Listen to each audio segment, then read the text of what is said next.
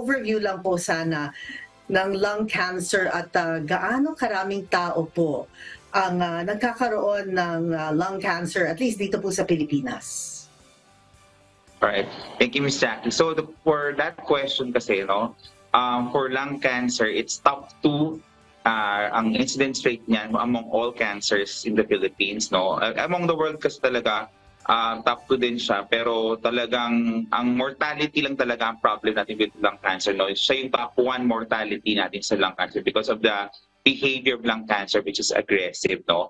But nowadays, even those who are non-smokers are affected with lung cancer, no. So it's because of pwedeng dahil sa genetics, no, sa lahi, or pwede rin dahil sa mga other environmental factors aside from smoking that could have caused lung cancer, no. Yung risk factors nila pwede can lead to lung cancer. Yun. Jackie, alam mo sabi ni Doc, nako, top 1 mortality is that lung cancer. Pero nowadays, sabi niya gano'n, Miss Jackie, even a non-smoker, nagkakaroon din po. Ayan. So, yan, mga kasambahay, even non-smoker. Now, Miss Jackie, ito susunod kong tanong. Para diretso tayo po. Doc, ano yung mga warning signs na posibleng may lung cancer na ang isang tao, Doc? Sige nga po, Doc Jason. Thank you po.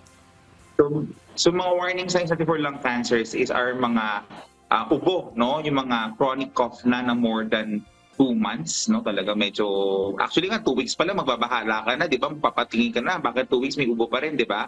Pero yung more than 2 months talaga, you really have to, you really have to go to your doctor and see kung bakit kayo inuubo na ganun katagal na. Plus, of course, siyempre kung hindi naman siya, huwag niyo isipin na cancer naman, di ba? Of course, nandiyan pa rin naman yung mga infection tulad ng tuberculosis that can cause also prolonged mga chronic cough, no? Pero, like I said, it's one of the features ng lung cancer, yung matagal na ubo na hindi matanggal-tanggal kahit uminom ka na ng mga over-the-counter na anti-suppressant na mga ubo, no? Plus, of course, yung yung hemoptysis ang tawag natin doon, no? Yung lumalabas na plema, may dugong kasama, no? That's one. And then also, yung namamayat ng walang dahilan. There's no reason for pag-relax. Hindi naman nag-exercise, hindi naman nag-diet. At the same time, namamayat. O yung hinahapo, napapagod, madaling hingalin. No? Those are the mga senyales din as well.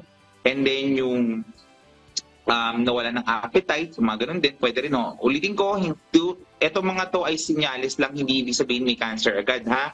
Sintomas lang po siya na maaaring kailangang imbestigahan palalo. Hindi wag matakot. Kumbaga, hindi wag niyong isipin na ganda cancer to. Ito ay mga senyales na kailangan din kasama to sa mga tinatanong namin bilang doktor sa mga pasyente kung ano yung mga nararamdaman. Pero siyempre, meron din itong kaagapay ng mga blood test o kaya mga test, mga CT scan na kailangan gawin kung sakaling nag-iisip tayo na may cancer. And then lastly, meron minsan po pag ang bukol ay nakikita sa taas ng bahagi, no, sa mga upper part ng lungs na may mga bukol. Minsan naiipit yung mga blood supply doon, nagkakaroon tinatawag namin Pancoast tumor, no? Yung Pancoast tumor na yun, nagkakaroon nagmamanas yung kamay.